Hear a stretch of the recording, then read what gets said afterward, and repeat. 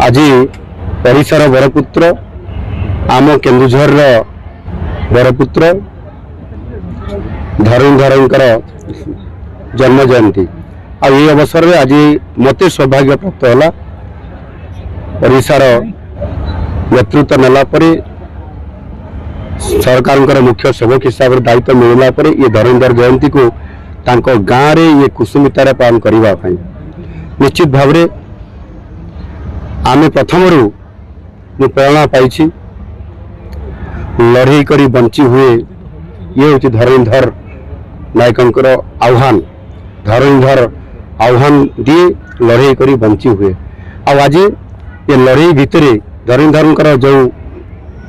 गाँव रे जो जन्म जयंती उत्सव पालन करमको प्रेरणा मिलूँ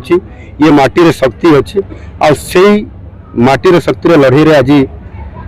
ओडिशार नेतृत्व नबार शक्ति ये आमको मिली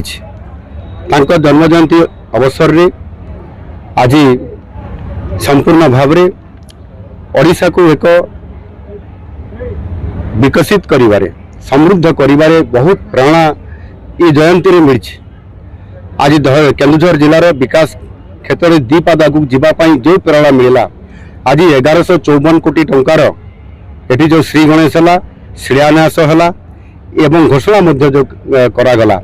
आगामी दिन में कार्यक्रम करा एवं से भाव में विशेष करी केन्दुझर जिला हूँ खनि अंचल लुहापथर मांगानीज रे भरपूर थिबा अंचल ये जिले में आज पर्यंत मेगा स्टील प्लांट हो पारि नथिला और सेथिपाई आम सरकार आसिला परे मु आगु घोषणा कर सारी जेएसडब्ल्यू स्टील प्लांट करिवो 35,000 कोटी टंकार केवल जेएसडब्ल्यू नुह ठीक से भाव में आहरी बड़ बड़ कंपानी माने केन्दुझर जिले में शिल्प प्रतिष्ठा करने से सहमति देती प्रपोजाल गुड़िक अप्रुवाल होती मोटामोटी कहवाई गले 30टी प्रकल्प केन्दुझर जिले में शिल्प प्रकल्प हम एवं से 1,29,800 कोटी टंकार इन्वेस्टमेंट हम एवं 30,000 रु 35,000 पर्यंत युवक युवती माने एठी जॉब पाइबे काम पाइबे जो थे कि बहुत बड़ा गोटाए अर्थनैतिक दृष्टिकोण ये अंचल शिल्प प्रतिष्ठा हेले केन्दुझर जिला आग को बढ़ी पारिबो आ सेथिपाई शिक्षा स्वास्थ्य गमनागमन एवं विशेष करी एठी दर्शन व्यवस्था को भी केमती प्राधान्य दिया जिवो सेथिपाई मध्य आम सरकार निरंतर भाव में काम करुछंती। आज केन्दुझर जिला ये मो निज जिला हितवा कारण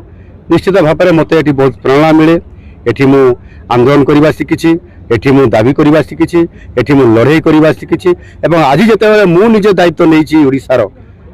जो शक्ति धरणीधर माटी मिली निश्चित भाव में आगामी दिन में ओडिशा को एक समृद्ध ओडिशा विकसित ओडिशा गठन करवा ये संकल्प लेकर आज तांकर जन्म जयंती रे ये उत्सव कार्यक्रम में सामिल है ये प्रेरणा लेकर निश्चित भाव में मुझे मोर काम पथरे मोर संकल्प पथरे आगे जावाई मुझे मोर काम आरंभ करी।